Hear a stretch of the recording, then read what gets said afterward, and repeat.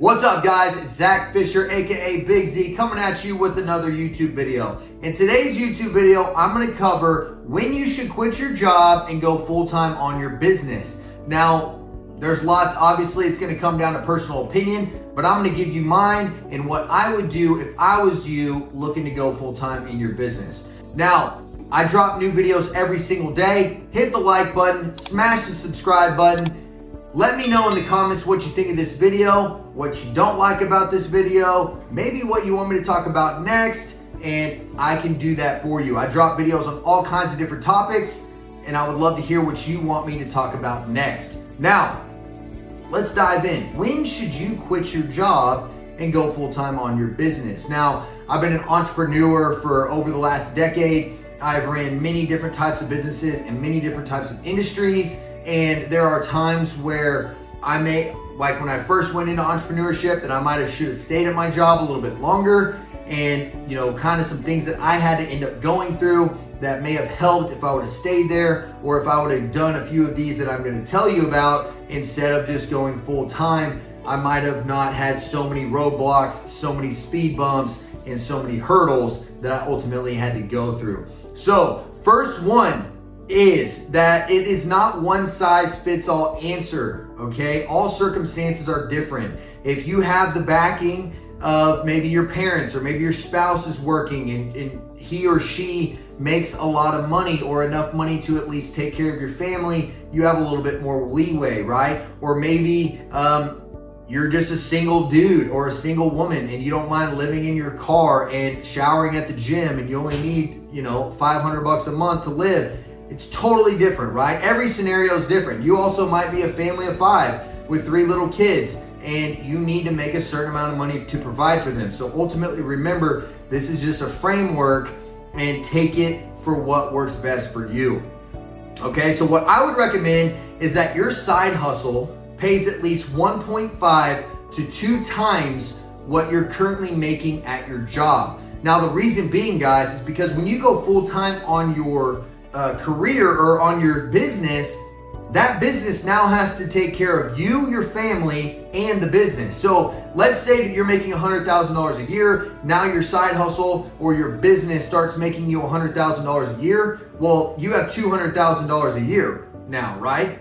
And the money from your side hustle can technically just continuously build your side hustle because you can live off of your job. Well, when you get rid of your job, now that $100,000 has to build your business and has to take care of your family. So in my opinion, you should get to where you're making $150,000 to even $200,000 on your side hustle or your business before you drop your job. Because here's the thing, let's say it's making $150,000 a month. Well, that might give you $50,000 to live off of and take care of your family, where now you have $100,000 to continuously build your business. Because your business is the golden goose, okay?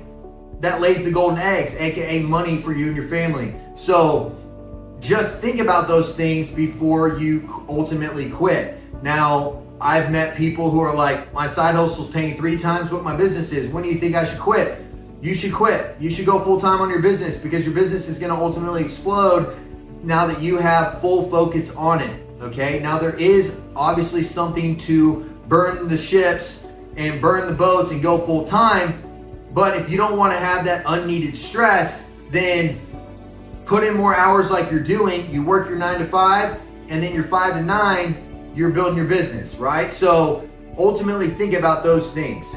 Another one is, I would also recommend stashing 3 months expenses minimum before you make the leap, okay? Because this is going, ultimately, if you go into quitting your job and you are just stressed to the max because now you're like, shoot, I got to get paid because I got to pay rent, or I got to pay my mortgage, or I got to pay my car note, or whatever it is, and you don't have that income already there, then it's going to kill your creativity. It's going to kill your momentum in your business. But if you already have, say, 3 to 6 months expenses and you eliminated your debt, or you cut as many, you sold your car, you bought one cash, you did everything you could to eliminate your expenses, it's going to make you stress-free and it's going to allow you to explode your business and ultimately become successful. The worst thing that you can do is quit your job not being prepared and then ultimately your business is gonna fail and you're just gonna end right back at a job again.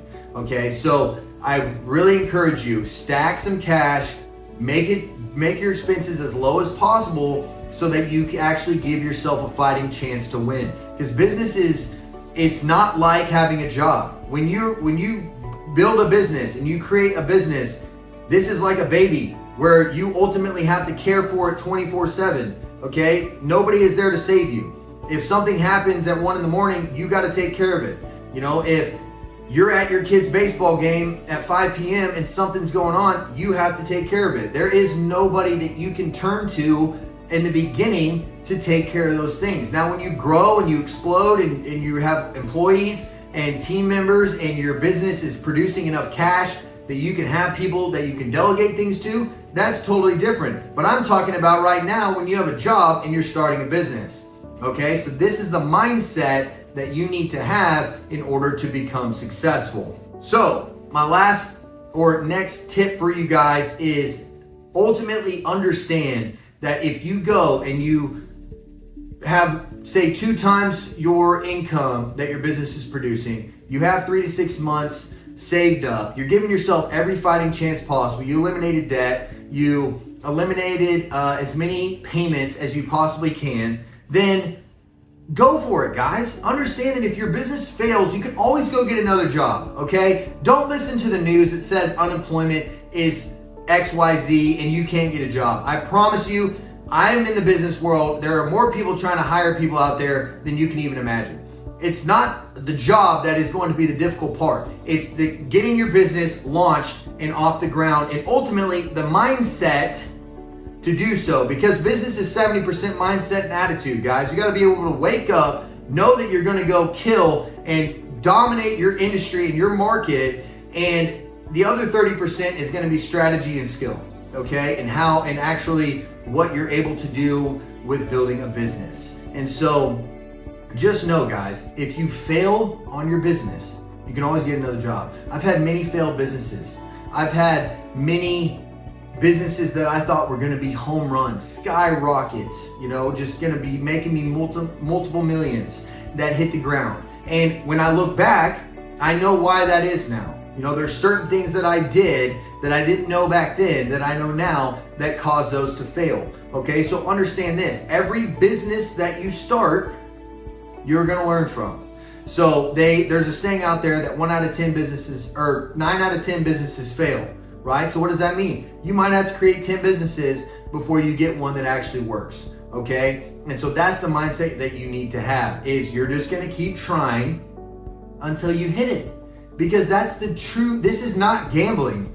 This is literally every time you build a business, you're creating a new skill. You're learning something new. You're learning how to network. You're learning how to sell. You're learning how to close. You're learning how to market. You're learning how to grow a team. You're learning how to be a leader. You're learning how to become an operator in your business. You are learning finance. I mean, the list goes on and on and on, okay? On the skills that you have to learn in order to be a successful business owner. But here's the thing, guys, it's fun. It's the most fun thing that you will ever do in your life. It's the most rewarding thing that you'll ever do in your life.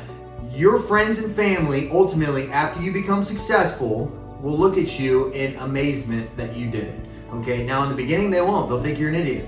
Okay, you got to understand, they're going to look down on you. They're going to say you're dumb, you left your job. You are leaving your kids out to dry. You're not taking care of your family. But ultimately, building a business is the most rewarding thing you could do for your family. Having a job is normal.